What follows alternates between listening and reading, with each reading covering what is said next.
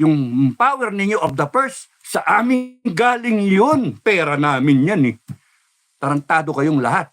Mag-ano kayo? Kukwestiyonin si Sara. Tangina nyo, yung resolution 10, ayaw yung talakayin. Hayop kayong lahat. Parelo-relo kayong mahal-mahal. Mga bagbag ninyo, mga damit ninyo, kung saan nyo ginagamit yan. Correct. Gago kayo. What's up mga kababayan? News That Matters here. Dito sa video natin ngayon ay ating panonoorin si Kadado mga kababayan. Hindi nga maiwasang sabihan ni Kadado itong si Bonget Liza Tambalos na napakatanga di umanong mamuno ng mga ito na may balak pang gawing martial law ang bansang Pilipinas. Aba, gusto ata nila na mapaaga na maalis sa pagkakaluklok itong si Bonget na nakikita naman nila mga kababayan ngayon pa lamang sa pamumulitika ng mga kongreso kay VP Sara lumantad ang itim na kulay ng bawat namumulitika sa kanya, kamukha ni Abante at Kimbo, no? Paano pa kaya ikaw na Bonget, Liza, Tambalos ang gumawa ng hakbang? Panigurado, magwawala ang taong bayan, lalo na't alam na ng karamihan ang pagkabangag ninyo na puro pulburon, pagparty at pasarap buhay lamang ang inyong inaatupag. Pero bago ang lahat mga kababayan, huwag niyo po sana kalimutang mag-like at subscribe para updated ka sa mga uploads ko araw-araw. At yun na nga no mga kababayan, hindi rin tinantanan ni Kadado no, itong mga congressman at congresswoman na mga buwaya kamukha ni Kimbo at Abante. Na ito pa lang si Abante mga kababayan napakaliit lang ng kanyang sektor no o church. Ngunit bakit kaya niyang magsuot ng ganitong mamahaling relos at sinturon na umaabot sa milyones ang halaga? Naku naman po, na dapat sa mga ito hindi lang ikulong kung maaari ibitay na sa kamatayan nang kahit paano masampulan at matakot ang mga magnanakaw na nakaupo sa gobyerno. Kung kaya naman hindi ko na patatagalin pa mga kababayan, heto na ang buong video. Kay AAP, meron kayong PNP, galing sa amin. Kami nga nagpapasweldo Putang ina ng hayop kayo. Yan ang abuso, linaw. Kaya kayo mga kababayan,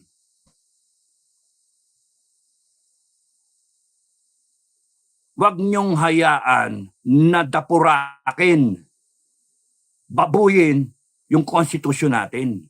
Kasi binababoy ng mga hinayupak na yan, mula presidente down the line, binababoy ang ating kagustuhan na mangyari. Binababoy ang ating aspirations, everything that is ideal, that we want to be, that we want to happen as a Filipino, as a people, binababoy nila, niyuyurakan nila. Correct? And this president and officials around the president, may araw din kayo. Huwag nyo kaming tatakutin, huwag nyo akong tatakutin. No? Marami kami kaysa sa inyo. Ilan lang kayo. Pagsama-samahin ninyo, combined might of the Philippine government, ayaw namin labanan yung Philippine government. Because we are the government, ba namin lalabanan yung sarili namin? Kayo ang lumalaban sa Philippine government, malinaw. Kami ang Philippine government. Pinasa lang namin sa inyo. All authority emanates from the people. Binoto namin kayo, hinihingi yung boto namin Kami yung board of directors yung sa kayo nakakitang kumpanya. Private sector, tsaka government sector. Sa kayo nakakita na ang magdidikta yung presidente ng kumpanya, didiktahan yung board of directors. Tignan nyo, PCSO. Sino nagdidikta doon? Magdidikta ba yung presidente ng PCSO? Doon sa board ng PCSO? Yung PhilHealth. Ganun ba? Yung GSIS, SSS. Didiktahan ng presidente yung board of directors. And here we are.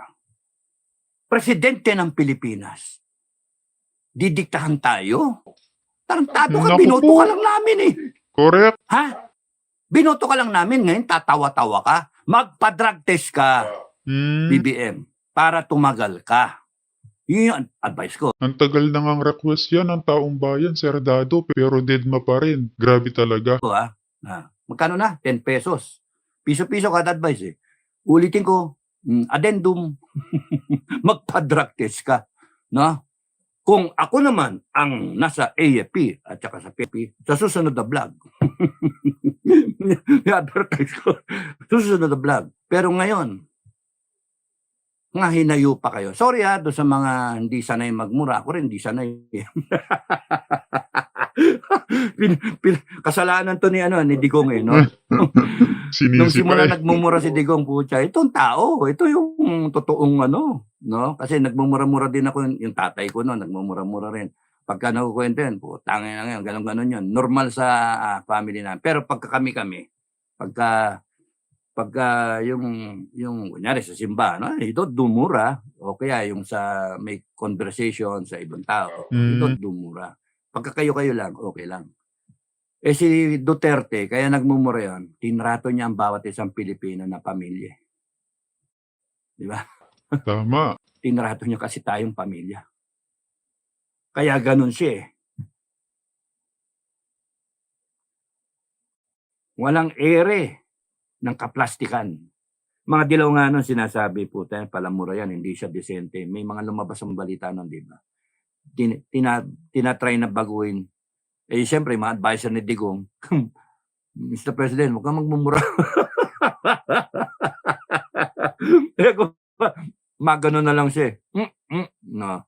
Pero paano babaguhin niyo isang tao na yun yung bukal sa kalooban niya? Tinrato niya tayong pamilya. Tsaka hindi magnanakaw. Ngayon ang presidente natin, Inglesero nga. Pero engot naman, wala sa loob niya pagiging leader dahil bali-balita na ang kanyang asawa pa ang kumokontrol sa gobyerno ngayon. Na kapag hindi nasunod ang kagustuhan nitong Ali, bugbog sarado ang bangag.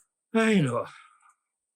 And these people na gusto nyo maging presidente, gusto nyo maging leader ng bansa, o gusto nyo maging senator, congressman, whatever, governor, putang ina nyo lahat. As if alam nyo yung leadership.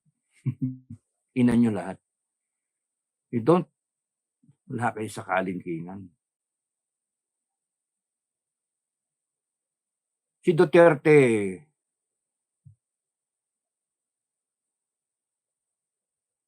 hinasa siya ng panahon. Kasi ilang taon siyang mayor, prosecutor muna, tapos nun, nag-vice mayor pa yata, tapos nun mayor, tuloy-tuloy. Then nag-congressman, then mayor ulit. Tama ka dun, Sir Dado. Buong buhay niya nilagak niya sa pagsilbi sa sambayan ng Pilipino, lalo na nga dyan sa lugar ng Davao. No? Nang dahil sa kanya, naging progresibong lugar yan. At talaga nga naman siya ang nanguna sa campaign na bawal ang adik sa kanyang lugar. Nasa siya ng panahon. At maniwala kayo sa hindi, hinanda siya ng Panginoon ng langit para makahinga ang Pilipinas. Correct! Para makahinga. Kasi dekada nung martial law kay Marcos, 20 years of Marcos, and then before him, pinahinga tayo kay Magsaysay, di ba? Then Macapagal, then Marcos, tapos nun umandar na naman, rumangkada na naman yung kagaguhan, tapos nang biglang Duterte, walang nagawa na yung dilaw. 6 na taon. Ngayon bumabalik sila. Wolf in sheep's clothing. So kung titignan ninyo, marunong ang langit. At kung sakasakali, Marcos, binigyan ka ng pagkakataon talaga. Namin at ng langit. Huwag mong kalimutan mo na yung Tama. amin na binoto ka namin. Kalimutan mo na yun. Ang isipin Ito sana ang pagkakataon mo, Bongbong Marcos, na maituwid ang mga kamalian ng pamilya mo. Pero anong nangyayari ngayon? History repeat itself, na pinatunayan mo lang talaga na wala kayong kwenta na mamuno sa bansang Pilipinas. Na kayo'y tumatakbo lamang sa pansarili nyong interes na makapagparty, makapagpulburon, malaya sa mga ginagawang kabangagan ninyo. Di umano. mo BBM, binoto ka na. Binasbasa ka ng langit. At ngayon, ginagago mo kami. Do you think heaven will just allow that? No. Yari ka sa langit. Dadating yung paghuhukom ng langit. Agree. And probably Correct. through the Filipino people. No? So, people power.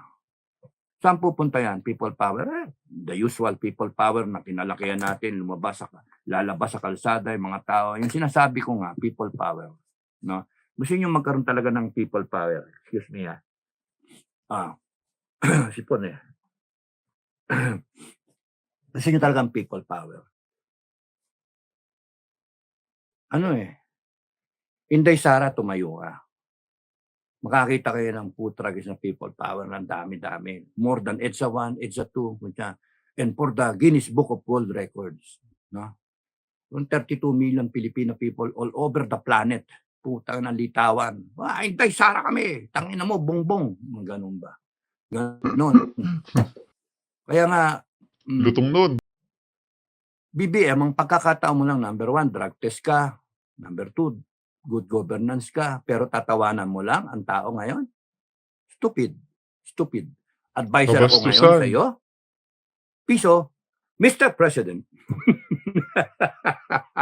I advise you to go out in press conference and then tell everyone that you are willing to submit yourself to an honest to goodness hair follicle drug test witnessed by everyone. And you are appointing ganito, ganyan.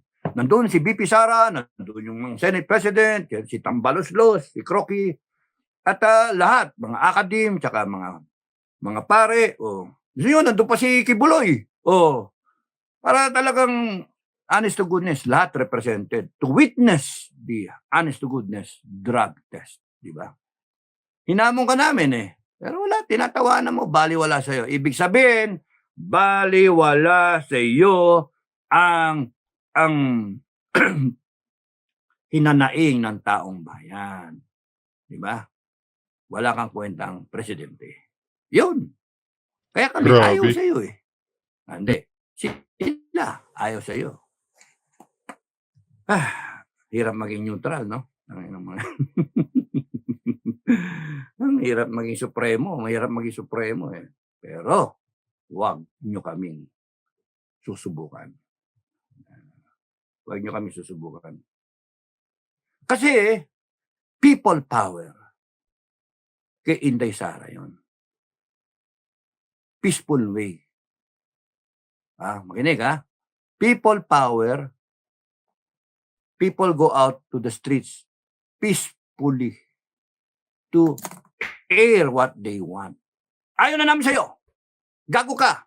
Niloko mo kami. Binudol mo kami. Kasi pinabayaan mo.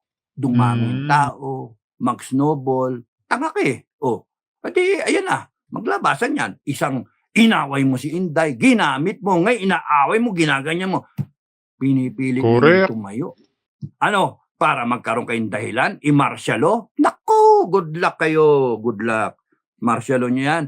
All power! Subukan lang nila nang malaman nilang ang kalalagyan ng mga ito. Sa tingin nyo papayag ng ganun-ganun lamang ang taong bayan? Lalo na't galit na ang karamihan sa mga sakit na dinaranas ng bawat Pilipino. Subukan lang na maglunsad ng martial law. Talagang gulo ang sasapitin ng nasa loob ng Malacanang. Ngayon pa nga lang sa nangyayaring pamumulitika kay VP Sara, iniisa-isa na ang mga buwayang nauupo. Paano pa kaya itong usaping martial law na napakalaking usapin? Hinding-hindi papayag ang ordinaryong mamamayan dito. Emanates from the people. Ayan, basahin ko ulit. All government authority emanates from them, from you, from me, from them, everyone. People of the Philippines, Constitution, nakalagay sa Constitution ni we do ordain and promulgate. Binigyan natin ng buhay, binigyan natin hininga. Lahat dinipain dyan. Lahat sumusunod sa konstitusyon. Ultimi mga judge natin.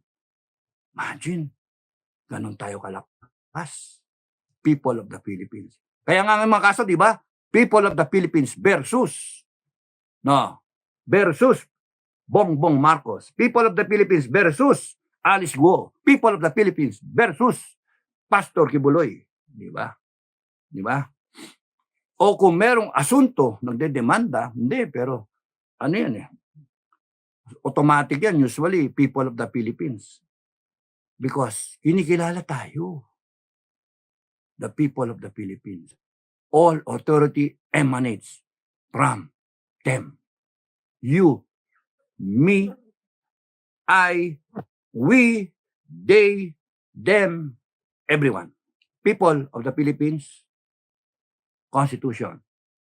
Paano ngayon mag-declare ng martial law si Bongbong? Hindi pwede. Yung power mo, mag-declare ng martial law at iaano ng Congress, isesegunda ng Congress. Pwede yan. At susunod yung AFP tsaka PNP. Pwede yan. Oo, sige, lahat kayo, huli namin kayo. Bumenta na yon.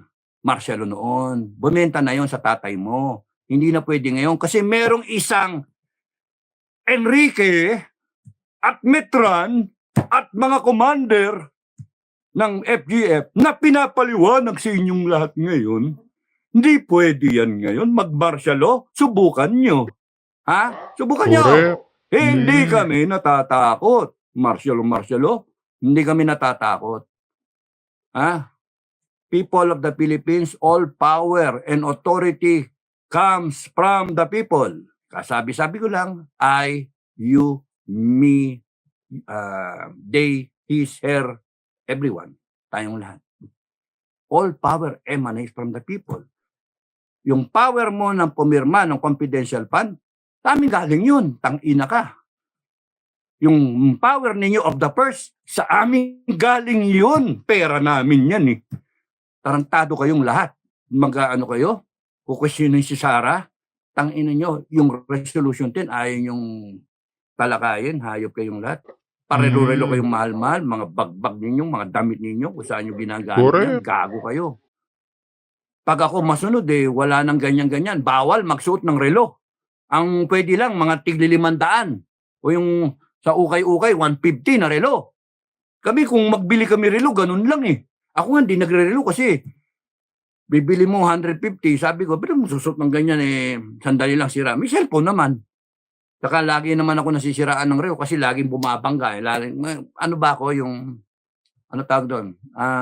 Galaw-gaw. Kaya tama lagi, basag yung salamin o gas-gas. Di mo rin mabasa.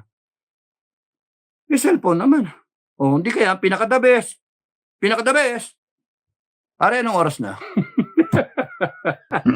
Magtanong. Miss. Kahit maganda, kunyari maganda yung miss, pwedeng malaman yung oras mo, di ba? Naalala ko isang Miss si Leonio, ang naging class 84, namatay sa ambush. Kasama ni late Captain Arana, SR yun, Ranger yun. Sa Ranger Battalion yun dati, Alpha yata yun. Kasama ni Captain Arana. Namatay sa ambush yun eh. Si Leono, Delta Company, naalala ko, ikwento ko sa inyo ha. Sabi niya, Miss. Baka matakip. Sabi, Miss. Tapos, pumayag yun. Walang yan. Kaya tunog na yung oras, Miss. Sabi nung babae, lumapit sa kanya, niyakap na siya, tapos sinalikalika na siya, tapos tingin na kami ganyan. Ano ginawa mo? Overnight na sila. Okay, Tam. Nandun lang kami sa Shakey's noon. Okay, Tam. Kaya maganda. Kaya ako din